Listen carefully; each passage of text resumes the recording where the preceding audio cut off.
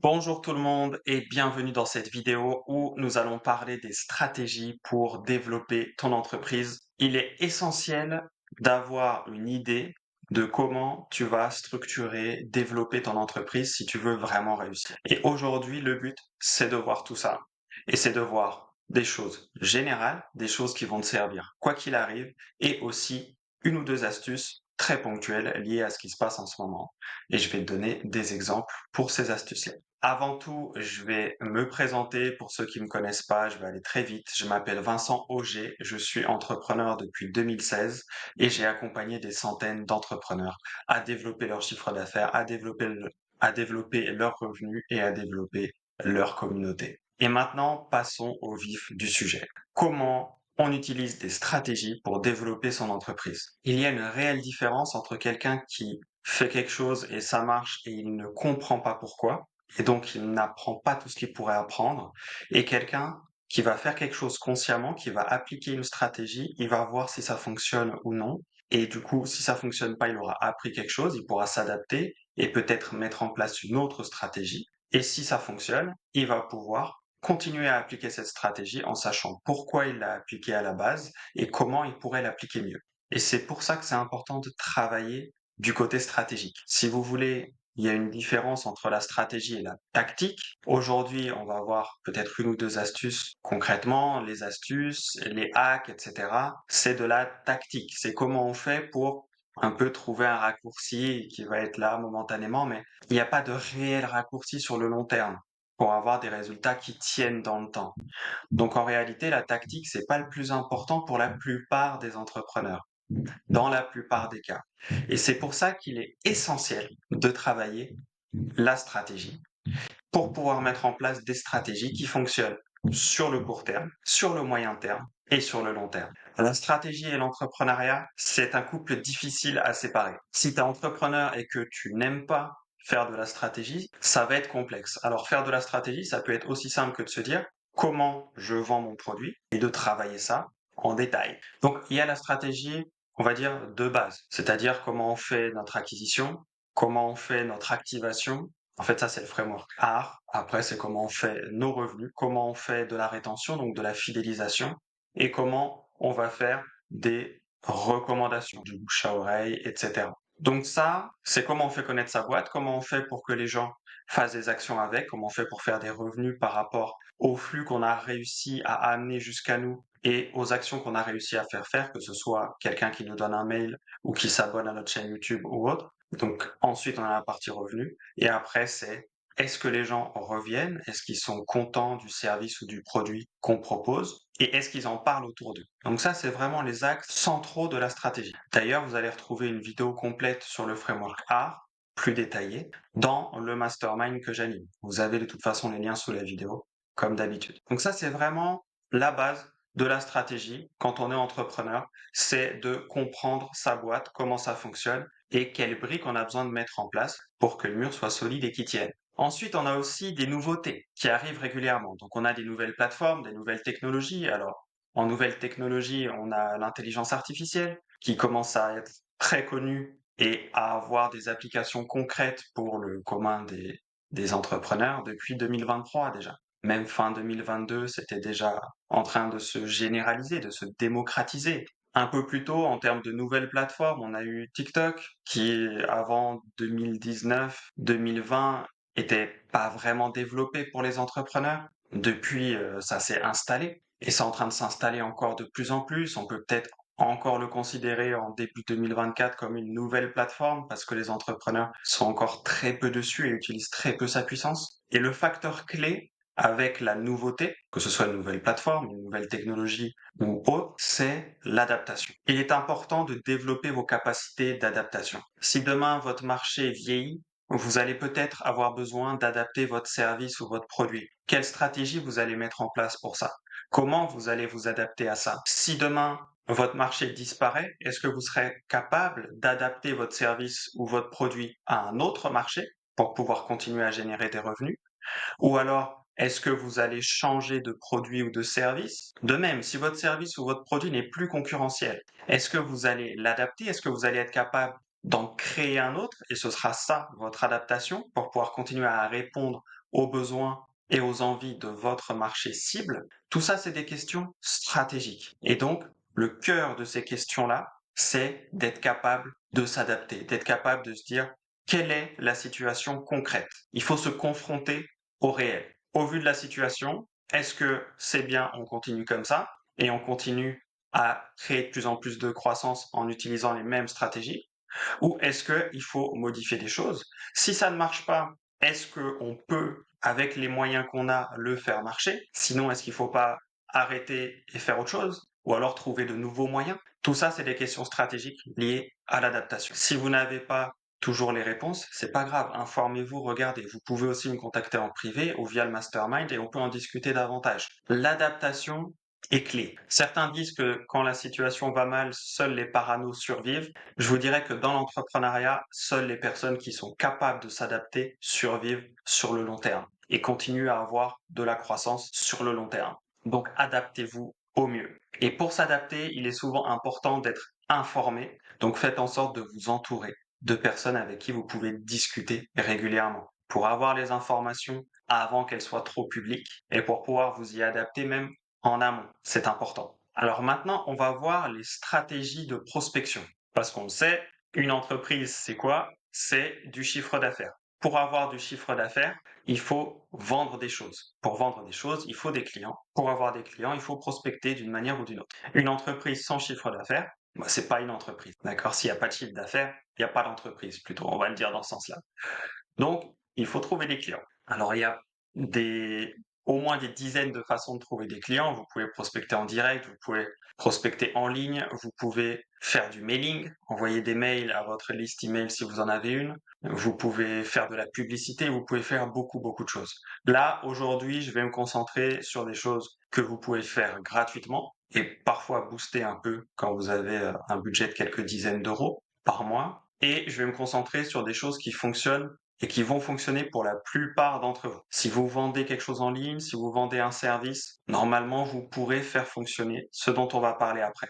En sachant que, vu qu'on est dans de la stratégie, on évite de chasser deux lièvres à la fois, surtout quand on est seul et qu'on a peu de moyens. Donc, on se concentre sur une chose. On la fait fonctionner jusqu'à ce que ça nous permette de pouvoir déléguer, avoir plus de moyens. Et là, on peut peut-être ajouter une deuxième chose. Donc aujourd'hui, je vais vous parler de plusieurs possibilités pour prospecter, que vous connaissez probablement déjà au moins un peu. L'idée, c'est de regarder si vous n'en faites qu'une ou si vous en faites plusieurs en fonction de là où vous en êtes dans votre entreprise et de choisir, le cas échéant, laquelle vous faites et pourquoi. La première stratégie de prospection, c'est de prospecter sur LinkedIn. LinkedIn, c'est un réseau social gratuit. Vous pouvez faire énormément de choses. C'est un réseau social qui a des codes très spécifiques et un peu en dehors du spectre classique des réseaux sociaux. Et quand on veut faire du business, quand on veut vendre à des entreprises, il y a moyen de vendre en individuel, en parlant aux gens en message privé. Il y a moyen aussi de vendre d'une manière un peu plus classique en mode réseau social, c'est-à-dire en postant et en faisant en sorte d'avoir des posts qui fonctionnent sur LinkedIn.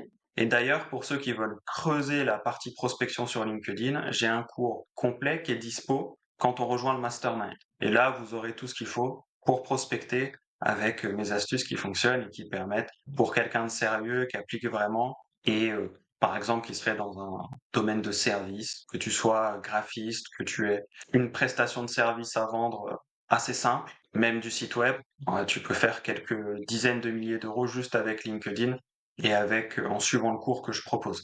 Donc LinkedIn, ça fonctionne encore très bien. Maintenant, c'est du travail. Et ça, c'est un truc aussi en termes de stratégie. Si vous cherchez une stratégie où il n'y a pas de travail à faire, ça sert pas forcément à grand chose de rester sur cette vidéo. Parce qu'en fait, les stratégies qui fonctionnent demandent un investissement, quel qu'il soit. Ça peut être un investissement en termes de temps, d'effort. Ça peut être un investissement en termes d'argent. Si on fait de la publicité, bon, il y a des efforts à faire en publicité, mais on va dire qu'une fois que c'est mis en place, ça peut tourner un certain moment. Mais quand est-ce qu'on fait de la publicité? Quand est-ce qu'on n'en fait pas? Ça, c'est des questions aussi où il faut peut-être en discuter, choper des infos, parce que sinon on risque juste de perdre de l'argent. Tout ça, c'est des questions importantes. Donc, il faut faire des efforts pour avoir des résultats. En réalité, le travail paye. Et il n'y a que ce qui coûte qui rapporte. Alors, il n'y a que ce qui coûte qui rapporte. Ça peut coûter en argent, ça peut coûter en effort. C'est pas forcément que financier. Mais dans tous les cas, ça coûte quelque chose. À part quand on a de la chance, et je vais faire L'aparté sur la chance maintenant. 98% des choses qui vont arriver dans l'entrepreneuriat sont liées à ce que tu fais et à ce que tu ne fais pas. Maintenant, 2% des choses qui arrivent sont liées à la chance ou à la malchance. Donc ça veut dire qu'il y a peut-être 1% des gens qui ont vraiment de la chance et il y a peut-être 1% des gens qui ont vraiment de la malchance. Les autres, ça dépend de leur travail. Et en réalité, c'est même plus précis que ça, c'est quand tu fais des choses, 98% du temps, tu vas avoir les résultats qui vont être liés à ton travail. 1% du temps, tu vas pas avoir de chance. Et 1% du temps, tu vas avoir de la chance. Donc en fait, plus tu travailles, plus tu as de la chance. Et plus tu as de résultats liés à ton travail. Ça, j'espère que vous avez bien compris ça. Ça change la vie parce qu'on comprend qu'on est au contrôle de sa vie et que du coup, on décide de ce qu'on fait et de ce qu'on peut avoir comme résultat en fonction du travail qu'on fait ou qu'on ne fait pas. Alors LinkedIn, simple, efficace, il y a moyen de s'y mettre et d'être opérationnel, même si on n'y connaît rien, en 2-3 jours, on peut être opérationnel sur LinkedIn, notamment avec mon cours. Voilà, c'est la base. C'est une base, c'est toujours pas fini, ça marche toujours, donc autant en profiter. Ensuite, on a Instagram. J'ai vu en 2023 et là, en ce début 2024, beaucoup de personnes recommander Instagram. Je vous dirais de faire attention et d'éviter d'aller sur Instagram aveuglément parce que quelqu'un m'a dit d'aller sur Instagram. Instagram, ça marche très très bien pour certains business, encore à l'heure actuelle. Cependant, c'est pas forcément l'idéal pour tout le monde. Par exemple, si vous êtes une femme entrepreneur et que vous vendez à des femmes, il s'avère, enfin si vous vendez uniquement à des femmes notamment, il s'avère que Instagram est très puissant actuellement pour ça, même s'il y a de la concurrence. Et d'ailleurs, c'est plutôt une bonne nouvelle qu'il y ait de la concurrence, ça veut dire que ça marche pour beaucoup de gens qui sont dans ce cas-là. Pour les autres cas, ça dépend. C'est un peu au cas par cas. Faire de l'Instagram parce que ça a fonctionné pour une femme entrepreneur qui vend uniquement à des femmes, un service pour les femmes, c'est pas forcément intéressant si vous n'êtes pas dans ce cas-là. Par contre, si vous êtes dans ce cas-là, pourquoi pas? Alors Instagram, vous trouverez plein de contenus pour vous former sur Instagram. Gratuitement sur YouTube, vous avez aussi des formations qui sont structurées et qui sont mises à jour en fonction d'Instagram actuellement. Donc ça peut aussi être intéressant. Personnellement, je fais pas de formation Instagram. D'ailleurs, si vous êtes un formateur Insta, n'hésitez pas à me contacter si vous voulez mettre en place un partenariat. Je suis ouvert si votre formation est qualitative et que vous apportez vraiment de la valeur et des conseils qui peuvent aider concrètement les gens à réussir leur Insta quand ils sont entrepreneurs. Donc ça, c'est Instagram. Le gros avantage qu'il y a sur Instagram depuis quelques années maintenant, c'est qu'on peut faire de la vidéo sur Insta, notamment du format shorts et vertical. Donc ça peut venir compléter des stratégies vidéo qu'on mettrait en place par exemple sur TikTok ou sur YouTube. Donc Instagram, il y a notamment beaucoup de stratégies de prospection en message privé. Ça marche bien. Enfin en tout cas quand c'est bien fait, ça peut bien marcher. Donc ouais, Instagram, il faut éviter de le sous-estimer ou de le balayer trop rapidement et il faut éviter de s'y jeter à corps perdu sans comprendre si ça peut vraiment être intéressant pour nous ou pas, si c'est aligné avec ce qu'on propose. Donc je dirais que si vous voulez pas vous prendre la tête, LinkedIn et vous pousser. Si vous avez identifié que vous êtes bien aligné avec ce qu'il est possible de faire sur Instagram actuellement, bah peut-être que vous pouvez faire de l'Instagram. Après, je pense que Instagram est un peu plus instable que LinkedIn au niveau de la prospection. Je parle uniquement de prospection ici et de stratégie de prospection. Si ça fonctionne fort pour vous sur Instagram, par exemple, en 2024, peut-être qu'en 2025, ça fonctionnera plus du tout. Alors que LinkedIn, si ça fonctionne pour vous en 2024, en 2025, ça devrait continuer à fonctionner aussi. Puis en 2026 aussi. Plus ou moins, mais ça va pas faire un x10 normalement. LinkedIn devrait être plus stable là-dessus. En tout cas, au vu de ce qui s'est passé par le passé. Alors maintenant, on va parler du personal branding et des stratégies de contenu. Ça fait une transition avec LinkedIn et Instagram et la prospection qu'on peut faire là-bas, puisqu'on peut prospecter notamment en créant du contenu. Alors, personal branding, ça veut dire marque personnelle en français. On va faire la différence entre une marque classique et une marque personnelle. Une marque classique, c'est par exemple Samsung. Quand vous achetez un téléphone Samsung ou Apple, quand vous achetez un iPhone ou du matériel Apple, bon, c'est une marque. Vous ne savez pas forcément qui dirige la marque, qui est le fondateur de la marque. Cependant, vous pouvez aimer le produit et être un fidèle de la marque. Donc ça, c'est une marque classique. La marque personnelle, c'est différent, c'est en votre nom. C'est plus simple à mettre en place. Ça demande souvent moins de moyens, que ce soit des moyens de communication ou des moyens financiers, et des moyens aussi en termes de longévité dans le temps. c'est souvent plus rapide de mettre en place une marque personnelle, surtout pour des solopreneurs, des indépendants qui sont avec des équipes de taille modeste. Personal branding, c'est souvent mieux. En plus, en montrant sa tête, en parlant, en faisant des vidéos, des audios, des podcasts, on crée du lien. Et plus vous avez de facteurs humains, plus vous créez de liens facilement et plus ça va faciliter votre capacité à vendre. J'ai fait une vidéo qui s'appelle la règle des 7 heures, qui est dispo dans le mastermind. Cette règle-là, bon, si vous voulez les détails, allez voir dans le mastermind la vidéo complète.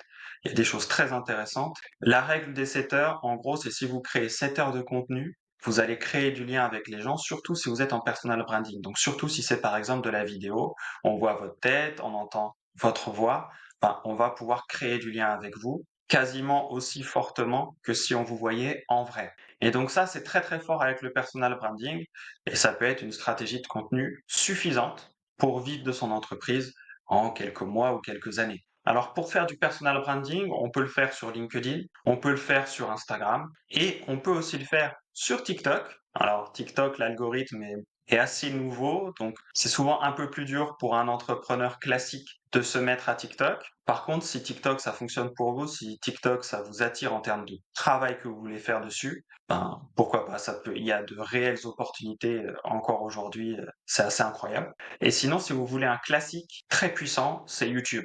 YouTube, c'est solide, ça tient dans le temps, ça devrait continuer à tenir dans le temps et à pas trop bouger sur les points importants, sur les classiques, donc la monétisation et plein d'autres choses. Donc je peux vous conseiller fortement de faire du YouTube. L'avantage de YouTube par rapport à un podcast, et je l'ai vu avec des personnes que j'ai accompagnées en 2023 qui sont passées du podcast à YouTube, c'est que l'algorithme YouTube est bien plus puissant pour les gens qui sont réguliers, qui font du travail, qui sont prêts en plus à montrer leur tête et à se concentrer sur une thématique. Bah, YouTube, ça va te permettre de pousser beaucoup plus fort. L'algorithme va jouer davantage avec toi et va te tirer vers le haut si tu fais du bon travail qui plaît à ton audience. Et donc, d'une audience très réduite, parfois 10, 50, 100 personnes, tu peux très vite, en étant régulier, en suivant les 7 principes de base pour développer ta chaîne YouTube, tu peux très vite arriver jusqu'à la monétisation YouTube.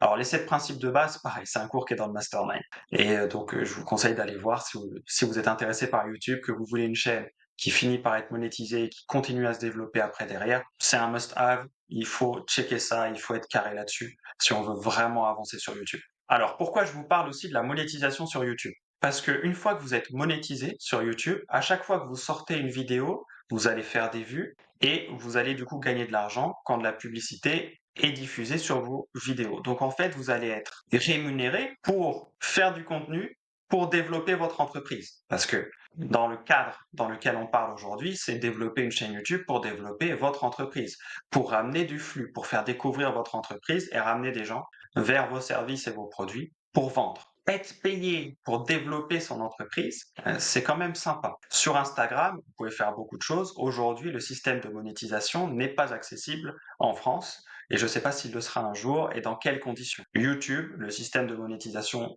est relativement accessible, en tout cas si on travaille régulièrement, qu'on suit les 7 principes, vous allez finir par être monétisé.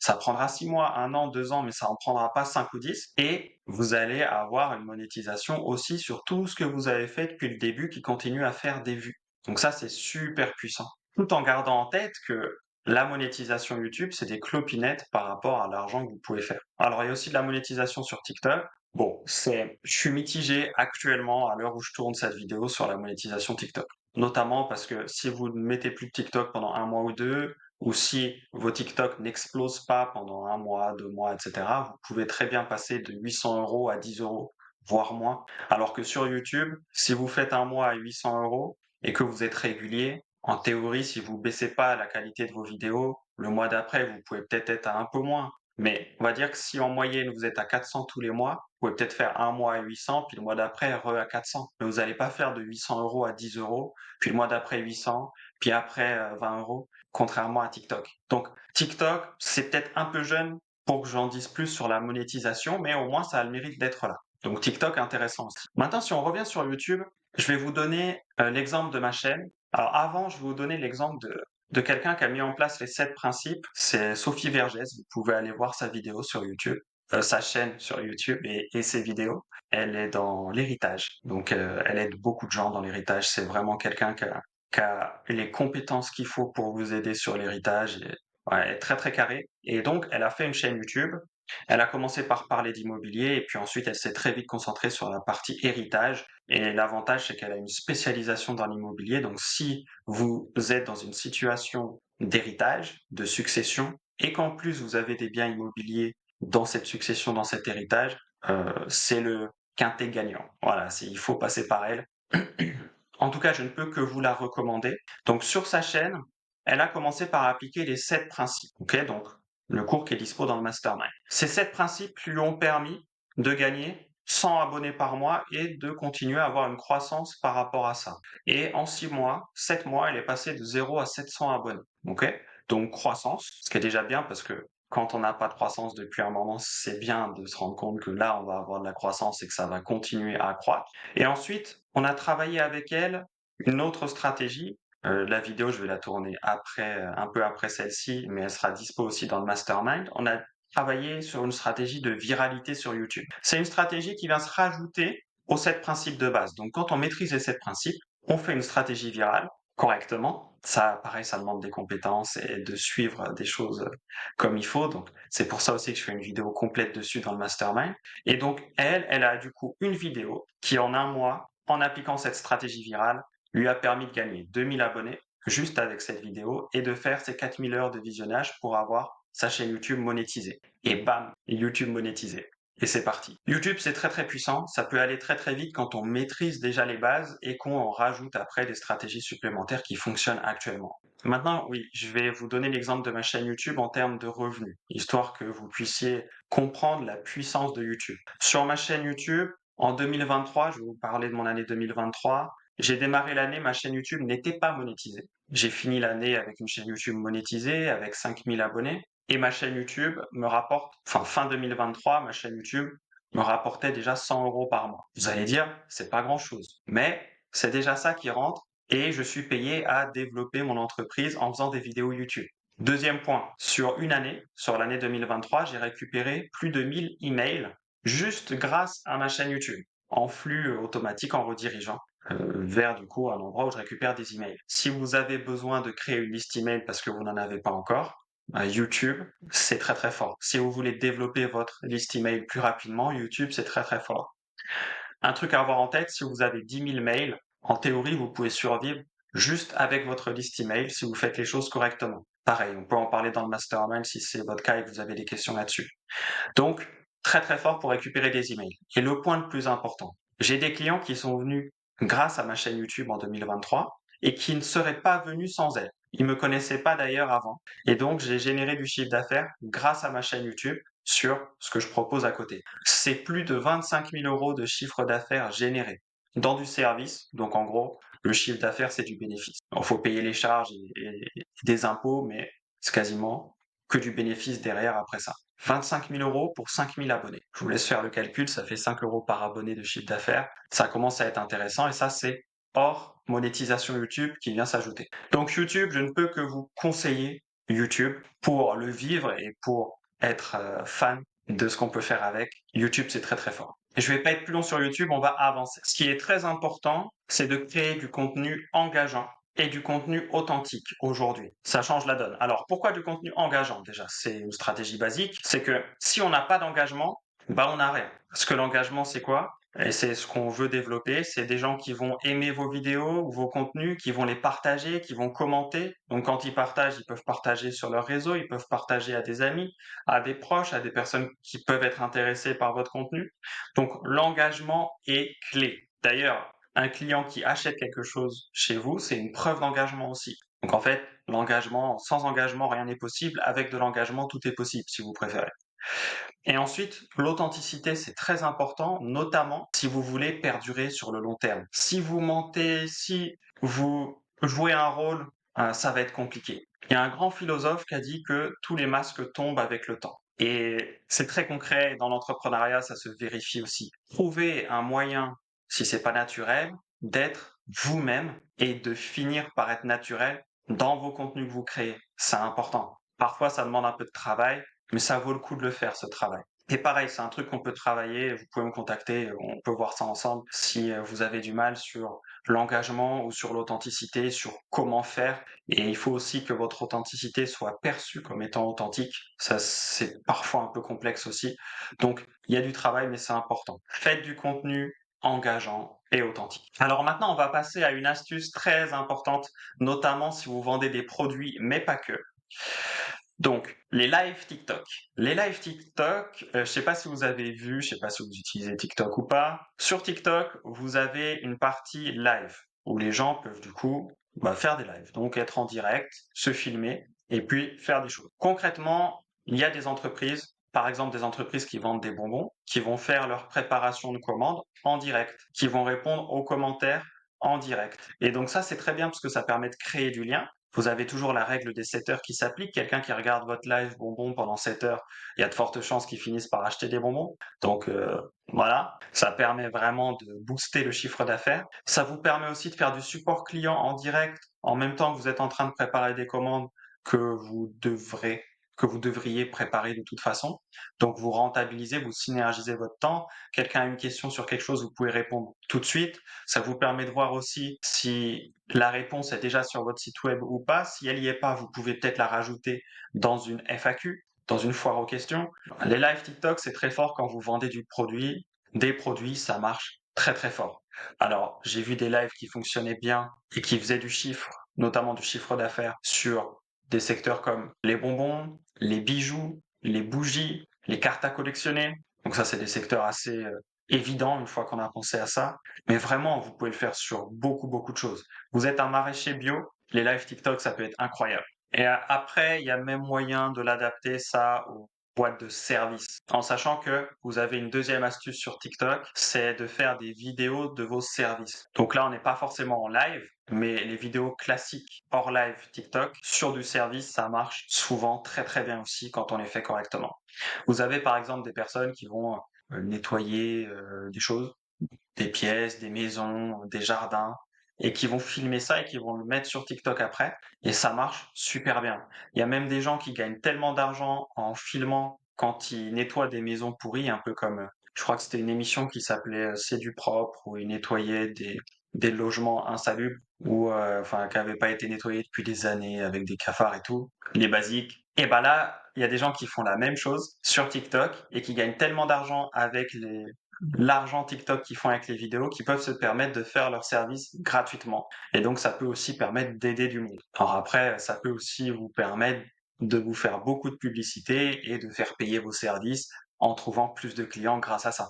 Voilà. Ça, c'est les deux astuces TikTok. Le live, notamment pour les produits, ça marche très bien. Il y a peut-être moyen de faire aussi pour du service. Et vous avez la partie vidéo classique TikTok, où là, pour le service, ça marche très bien et il y a moyen aussi de faire probablement des choses pour du produit. Alors maintenant, on va passer à l'optimisation des processus. Quand vous avez quelque chose qui fonctionne, il est important de l'améliorer pour que ça fonctionne encore plus. Ce qui est dur parfois, c'est de trouver quelque chose qui fonctionne. Une fois que vous avez trouvé quelque chose qui fonctionne, améliorez-le. Ne cherchez pas forcément à rajouter une deuxième chose qui va fonctionner en parallèle. Surtout si vous avez peu de moyens, que vous êtes seul ou en équipe réduite, comme j'en parlais déjà avant dans la vidéo. Faites plutôt une chose simple, c'est améliorer ce que vous avez trouvé qui fonctionne. Ça va vous apporter souvent beaucoup de résultats. Et c'est de l'optimisation de processus. Par exemple, vous faites des lives sur TikTok pour vendre vos produits, vous vous rendez compte que ça fonctionne, et ben, comment vous pouvez optimiser? Est-ce que vous pouvez en faire plus? Est-ce que vous pouvez faire une demi-heure de live de plus chaque jour? Est-ce que vous pouvez peut-être ramener du monde sur vos lives à la main au début pour que ça ait une croissance encore plus rapide? Est-ce que vous pouvez motiver les gens à vous aider là-dedans? Voilà, cherchez à optimiser ce processus qui fonctionne une fois que vous l'avez identifié. Donc pour ça, il faut de la méthode.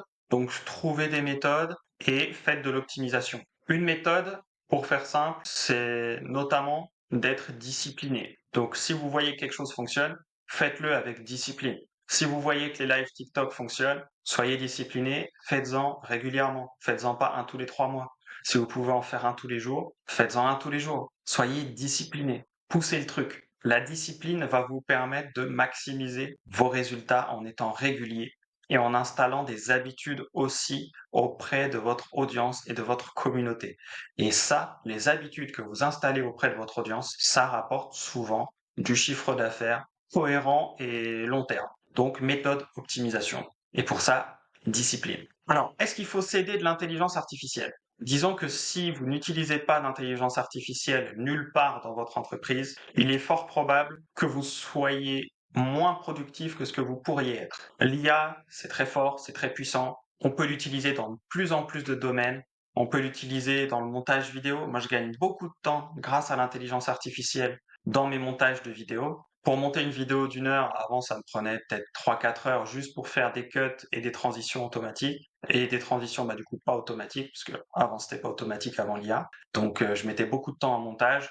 Aujourd'hui, mes montages, une vidéo d'une heure juste pour faire des cuts et des transitions en 5-10 minutes, c'est fait. Et ça, c'est grâce à l'IA. Et d'ailleurs, j'ai fait un cours là-dessus où je montre comment je fais mes vidéos, quels outils j'utilise. J'ai fait des tutoriels sur les outils d'IA que j'utilise, notamment pour ça. Donc, l'intelligence artificielle, c'est très fort, c'est très puissant. Si vous êtes sur ma chaîne depuis un moment, vous avez vu qu'en 2023, j'ai sorti beaucoup de vidéos sur l'intelligence artificielle. Normalement, vous trouverez des vidéos que vous pourrez utiliser pour vous. Donc, cherchez, regardez un peu ce qu'il y a sur la chaîne et regardez ce qui pourrait être utile pour vous dans votre situation. Mais là, encore une fois, on est sur de l'optimisation. L'IA, c'est très bien pour optimiser quelque chose qui marche, qui fonctionne. Par exemple, vous faites des vidéos YouTube et vous voulez continuer à en faire parce que vous voyez que ça fonctionne et que ça peut prendre, réfléchissez à comment vous pouvez optimiser ce processus de création grâce à l'IA.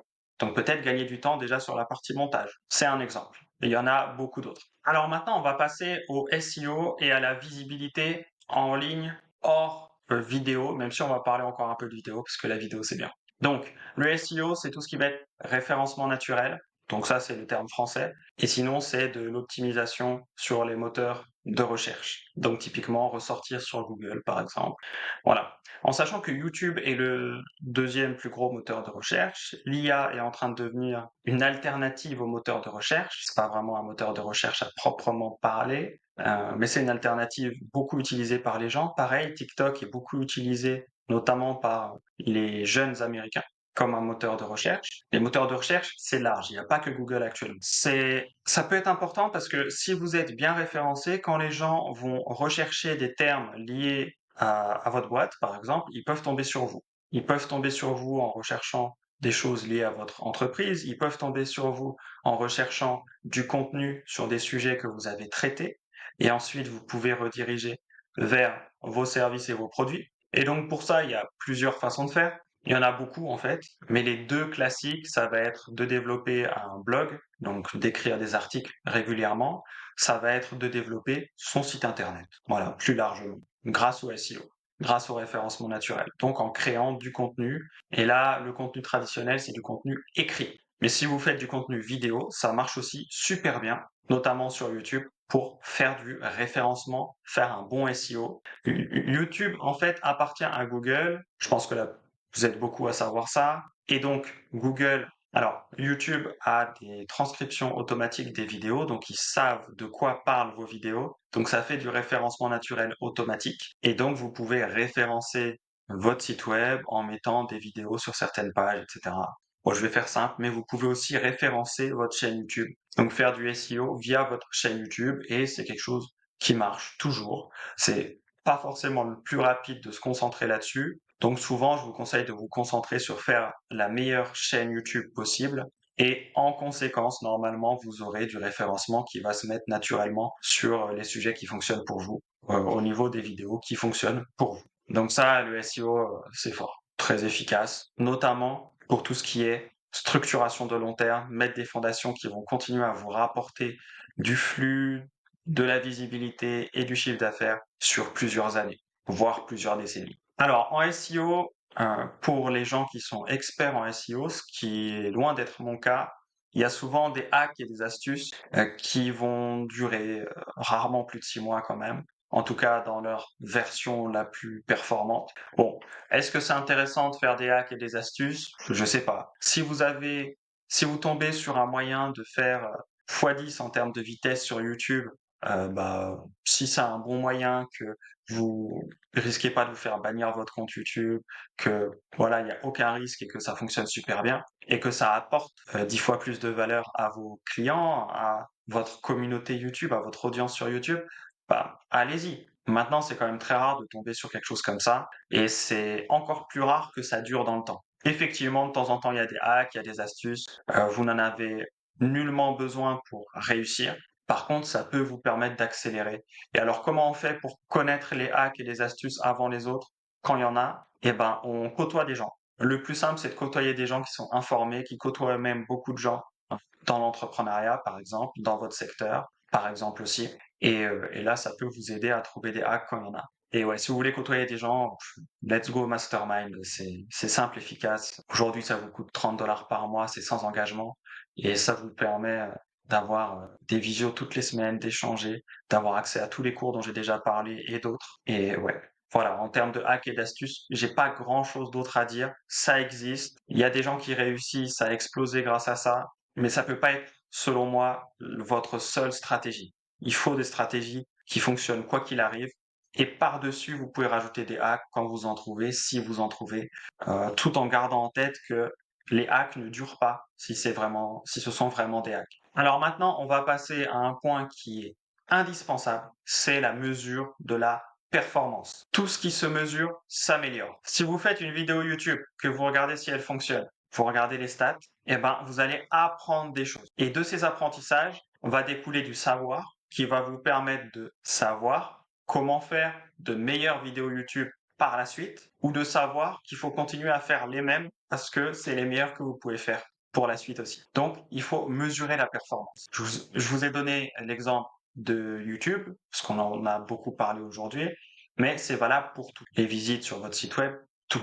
Les KPIs, c'est les indicateurs clés de performance. Par exemple, si vous vendez des sites internet, un indicateur clé, ça peut être le nombre de sites que vous avez vendus. Un autre indicateur clé, alors c'est des exemples, hein, mais ça peut être le nombre de personnes qui étaient intéressées pour acheter un site web auprès de vous et le nombre final qui a vraiment acheté. Et en fait, quel est le pourcentage de gens qui achètent vraiment parmi les gens intéressés.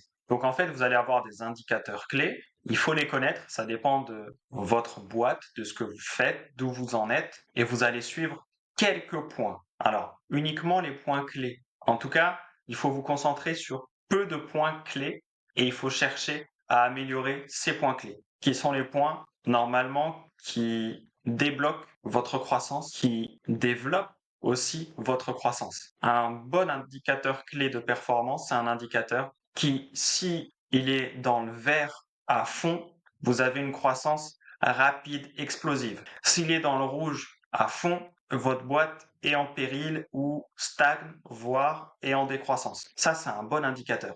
Et vous vous concentrez à améliorer cet indicateur avec tout ce que ça implique. Vous avez un exemple qui est Google Analytics pour les sites web, par exemple. Et ça vous permet de mesurer ce que vous voulez, hein, beaucoup de choses en tout cas sur votre site web. Donc si vous avez une stratégie site web, vous pouvez utiliser Google Analytics. Si vous êtes sur YouTube, vous avez le YouTube Studio. Si vous êtes sur Instagram, vous avez des statistiques. Et après, encore une fois, identifiez quelles sont les stats importantes pour vous. Toutes les stats qu'on va vous montrer sont pas importantes pour vous. Donc, évitez de vous attarder sur tous les nombres que vous voyez et toutes les courbes, etc. Identifiez lesquels sont importants. C'est essentiel. Alors maintenant, on va parler de networking, donc de réseautage et de collaboration. Je vais vous faire une vidéo entière sur le sujet qui sortira sur ma chaîne YouTube un peu après celle-là, où là, je vais vraiment creuser sur pourquoi développer un réseau quand on est entrepreneur et comment développer un réseau. Il y a beaucoup de choses à dire, donc ce sera une vidéo dédiée à ça. Sachez déjà, en tout cas, que c'est important. C'est une stratégie qui peut changer complètement votre entreprise. Une stratégie qui est souvent sous-estimée par les gens qui démarrent dans l'entrepreneuriat, ce sont les partenariats. Si vous arrivez à trouver un ou deux partenaires où vous avez des synergies intéressantes, vous pouvez très bien avoir une personne, un partenaire qui vous apporte suffisamment de clients pour que vous puissiez vivre de votre activité. Et quand vous ne vivez pas encore de votre boîte, ça change la donne. J'ai fait une vidéo sur les 5 étapes pour réussir. Je vous mets le lien pareil sous la vidéo en description. Sur les 5 étapes pour réussir, la troisième, c'est de réussir à vivre de son entreprise. tant que vous n'êtes pas à cette étape-là, l'urgence, c'est de vivre de votre boîte. En gros, pour faire simple, allez checker la vidéo pour découvrir les 4 autres étapes et pour découvrir comment réaliser la troisième, comment réussir à vivre de votre entreprise. Et donc, l'une des stratégies qui peut fonctionner, c'est de trouver un partenaire qui vous apporte beaucoup de clients et qui vous permet du coup d'en vivre. Les partenariats, c'est sous-estimé par la plupart des entrepreneurs que je croise. D'ailleurs, si vous voulez mettre en place un partenariat avec moi, vous avez des idées, proposez-moi. Il n'y a aucune proposition bête. Peut-être qu'on fera rien, peut-être que j'aurai quelqu'un en tête qui conviendra mieux pour votre idée de partenariat et je vous mettrai en relation, ou peut-être qu'on fera un partenariat ensemble. N'hésitez pas à proposer. Proposez. Vous n'avez rien à perdre. Donc les partenariats, c'est clé, c'est important. Ça peut être une stratégie suffisante en soi pour réussir à développer son entreprise quand on arrive à l'appliquer et à trouver des partenaires de qualité. Alors il y a des techniques pour réaliser un réseautage efficace, pour développer son réseau comme on le souhaite. Il y a beaucoup de techniques. Je dirais que l'essentiel, c'est d'être régulier. La régularité, c'est important déjà, parce qu'on est avec des humains quand on fait du réseau, et donc il faut créer des habitudes, des rendez-vous, des discussions régulièrement. Voilà, la régularité, c'est clé. Maintenant, je ne vais pas creuser plus ici dans cette vidéo. Comme je vous l'ai dit, je vous ferai une vidéo entière sur le sujet. Si vous voulez en discuter d'ici là, le mastermind est là pour ça. On peut discuter dans le mastermind si vous rejoignez. Avec grand plaisir. De toute façon, on fait des visios régulièrement, donc on peut parler de ce que vous voulez lors des visios de groupe. Alors maintenant, on va parler de la gestion du temps et de l'énergie. On en parlait avec des personnes du mastermind d'ailleurs hier. Le point clé, c'est l'énergie. Vous avez 24 heures dans votre journée, donc vous êtes limité en termes de temps. Par contre, dans 24 heures, dans vos 24 heures, il y a des gens qui vont faire 8 heures de travail intensif, il y a des gens qui vont faire 16 heures, alors qu'ils ont les mêmes contraintes. Bon, pareil, il y a des gens qui vont faire 4 heures, il y a des gens qui vont faire 8 heures. Ça dépend de votre énergie, ça dépend de comment vous organisez votre travail et votre temps. Et il y a beaucoup de choses à voir là-dessus. Le principe de base, par rapport à la gestion du temps, je vais l'illustrer par une histoire très simple. Si vous avez un bocal et que vous devez faire rentrer des gros cailloux dedans, des moyens cailloux, des petits cailloux et du sable, pour faire rentrer un maximum de choses dans ce bocal, il faut commencer par mettre les gros cailloux. Ensuite, vous mettez les moyens cailloux, ensuite les petits et ensuite le sable. Parce que si vous commencez par mettre le sable, les gros cailloux, ils vont pas descendre plus bas que le niveau du sable. Et donc, peut-être qu'après, vous allez avoir de l'espace vide et donc c'est dommage. Alors que si vous mettez les gros cailloux, après, quand vous mettez le sable à la fin, il va s'infiltrer partout, c'est des petites taches si vous voulez, et donc vous allez pouvoir vraiment remplir votre journée bien comme il faut. Donc c'est le même principe. On fait les tâches importantes, urgentes, et on finit par les tâches peu importantes, peu urgentes, peu chronophages. C'est en tout cas un basique à comprendre et à appliquer pour la gestion du temps. Pour l'énergie, la santé c'est important, donc faites en sorte d'être en bonne santé, la meilleure santé possible, faites attention à ce que vous mangez, faites du sport si vous pouvez, faites en sorte en fait d'avoir une vie la plus saine possible pour avoir le plus d'énergie possible, y compris sur le moyen et sur le long terme. Parce que l'entrepreneuriat, c'est un marathon. Si vous poussez pendant 3 semaines, un mois, 2 mois, 3 mois, 5 mois, 6 mois, et qu'après vous êtes rincé et qu'il vous faut 2 ans pour vous en remettre, et sur 2 ans et demi, vous n'aurez bossé que 6 mois. Par contre, si vous faites attention à bien gérer, à pousser à fond, mais en ayant ce qu'il faut en termes d'énergie pour pouvoir pousser à fond, en termes de repos pour pouvoir vous reposer quand vous avez poussé à fond, pour pouvoir repartir de plus belle, etc. Là, vous pouvez durer ad vitam aeternam comme ça. Vous pouvez durer des années si vous avez un bon rythme et si vous avez la santé qui suit derrière, santé physique et santé mentale, bien évidemment. Pour ça, on peut en parler davantage, pareil, entre nous dans le mastermind, c'est un sujet important. Gérer efficacement son temps, donc j'en ai parlé avec l'histoire du bocal. Un conseil que je peux vous donner, c'est de vous concentrer sur des to-do list de 6 tâches maximum par jour. Par exemple, 6 tâches sur 6 tâches professionnelles. Voilà.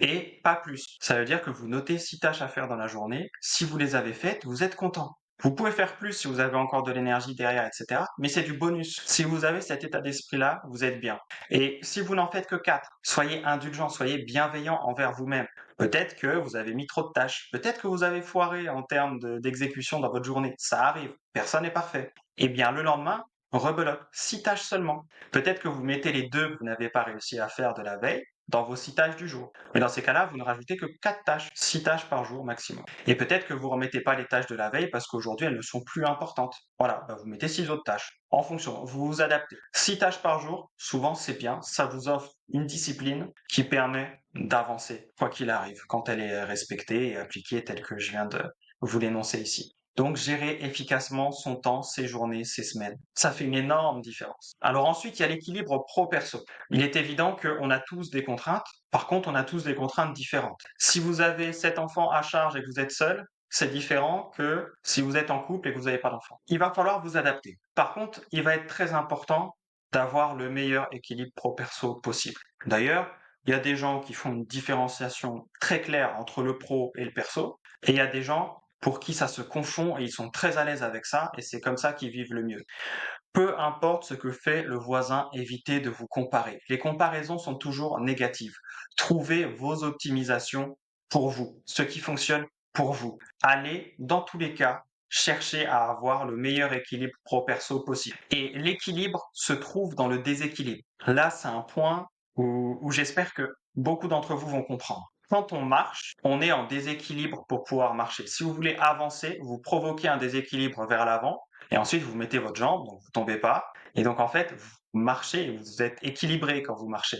Par contre, c'est des déséquilibres perpétuels qui vous permettent d'aller là où vous voulez et de garder l'équilibre. Et d'ailleurs, c'est illustré par le fait que quand on apprend à marcher, bah, on se lève, dès qu'il y a un déséquilibre, on tombe, et puis après on se relève, on arrive à mieux gérer le déséquilibre, et on finit par réussir à marcher sans avoir l'air déséquilibré. On a l'air équilibré quand on marche après, hein, au bout d'un moment. Bon, et ben cet équilibre, c'est un équilibre que l'on acquiert par la pratique. Et c'est important de capter que si on veut avancer, en fait, on va être en déséquilibre permanent, comme quand on marche, comme quand on court. Par contre, bah juste, on a appris à gérer ce déséquilibre et du coup, on apprend à avancer comme ça et on est très à l'aise. Normalement, si vous êtes un adulte, que vous marchez, eh ben, vous pensez pas à chaque pas que vous faites, oh, je suis en déséquilibre, oh, ça va pas, etc.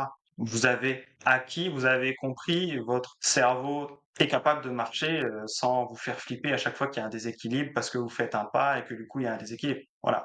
Donc en fait, vous devenez équilibré dans le déséquilibre. Si vous comprenez ça, que le travail sur l'équilibre pro-perso, c'est OK, on est en déséquilibre perpétuel, mais comment je fais en sorte pour que ça devienne tout à fait agréable, pour que ça devienne équilibré, et pour que je sois à l'aise et pour que tout roule. Ben, vous avez compris l'idée. Alors pour finir cette vidéo, je vais vous parler de ressources supplémentaires qui vont vous aider à aller plus vite, plus loin et à travailler les sujets connexes qu'on n'a pas forcément vus aujourd'hui. Donc notamment les prochains sujets que je vais sortir sur la chaîne YouTube. Donc le premier point, c'est la première ressource supplémentaire, c'est le mastermind.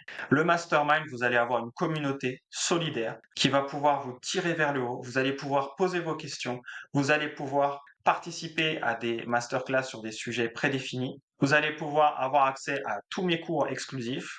Vous allez avoir aussi la possibilité de poser des questions, d'avoir des échanges en visio avec d'autres entrepreneurs. Et il y a des entrepreneurs de tout niveau. Il y a des entrepreneurs qui n'ont pas un seul client et qui démarrent. Il y a des entrepreneurs qui ont quelques clients mais qui n'en vivent pas encore. Il y a des entrepreneurs qui en vivent et il y a des entrepreneurs qui en vivent bien. Régulièrement, on a des visios de groupe. À l'heure où je tourne cette vidéo, il y a au moins 6 visios de groupe par mois. Et il y a moyen d'échanger chaque semaine. Il y a des visios le midi, des visios le soir. On met aussi des visios, notamment certaines masterclass le matin ou l'après-midi.